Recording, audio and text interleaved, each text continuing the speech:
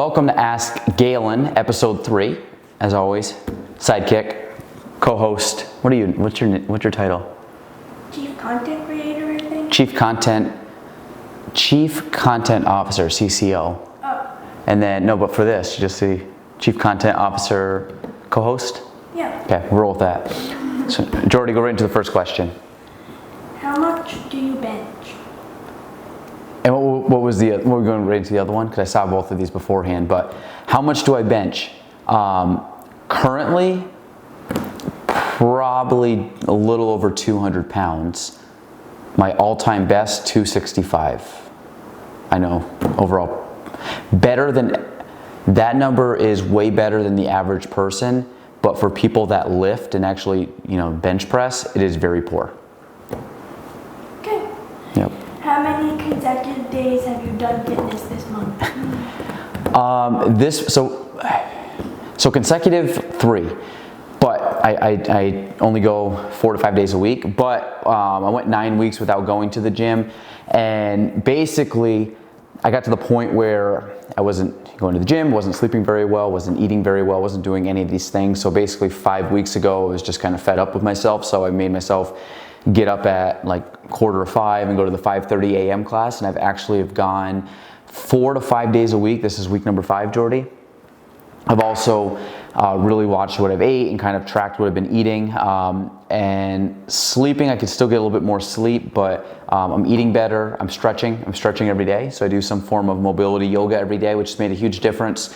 But the one thing is, for me, if I don't go to the gym, I feel kind of lazy, and I feel not great. Obviously, you want to take care of yourself, so for me, I just prioritize that. So really, my mornings are gym time till about 7 o'clock when I get to the office. So I'm usually done with all that by 7 o'clock. I get here and I stretch, so I would say by 7:20, 7:30, I'm completely done with everything. And then I'm ready for the day. Good. Thanks, Jordy. Thanks for your approval. What's one habit you want to start in 2020? I'm not a good person when it comes to New Year's resolutions. The reason is, if I want to, like actually the last example I just said, if I want to start lifting or going to the gym again and eating and all that stuff, I'm not waiting till January 1st to make like a New Year's resolution. That resolution was October 8th or something like that. Some random Monday that I went, and it was like kind of leading up to that point, and I just said probably on a Friday or Saturday, I'm like, screw this, I'm going to go on Monday. So I didn't really pick it was just the next time I could go to the gym. So I don't really set that, like I don't set resolutions. I guess a habit, I would like to read more, but I'm not really looking at that as a habit. I don't know. I don't really have a habit. I mean, there's goals that I want to hit within the business, and there's projects that I want to work on, but I don't know if they'd be necessarily habits. Maybe focusing more time on time wasting, and I don't waste a lot of time, but things pop up in my day that are wasting time for me. So to me, it's maybe a habit of trying to maximize my time most efficiently, so I'm not worrying about little things or getting distracted or allowing other people to take up time that I don't otherwise have. So I would probably say that, being a little bit more selfish with my time. Yeah. And the last question is, did going into real estate ever scare you?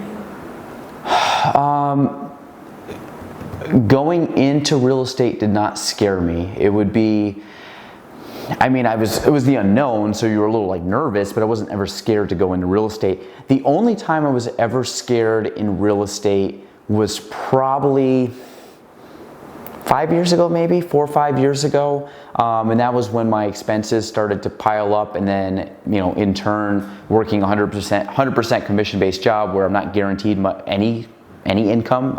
It's based off of my merit and work ethic.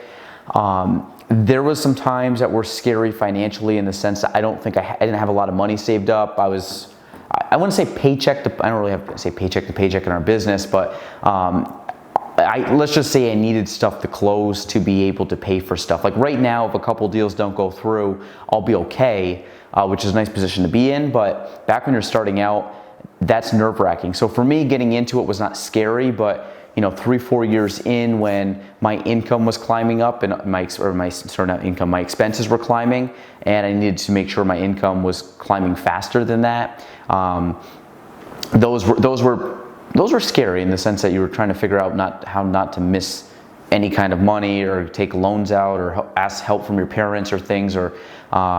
So luckily I didn't have to do any of that stuff, but there were times where that crossed my mind because I was like on the brink of could go either way. I think a lot of it, we've talked about this before in the podcast and stuff, is just having the self-belief that you're going to do it. I guess kind of blind faith, blind self-belief, in the sense I didn't know if I was going to be able to do it, but I just kind of had a very strong, internal, fight to myself that I wanted to make sure that happened. So I was never scared, but there was definitely times where, you question why you're in the business and if you're going to make it. So, but you gotta, like I said, stay positive, have a trust that you're going to be able to pull it off, and then work to pull it off. That was good, Jordy? Yeah. Cool. All right, folks, that's episode 3. If you guys have any questions, let us know. You can put them in the comments. This is going to be all over different platforms, so wherever if you guys want to comment and let me know. We also usually put stuff out on typically Instagram and Facebook, so if there's any questions that you want answered, let us know. But I think that's it. We'll see you next week, episode 4.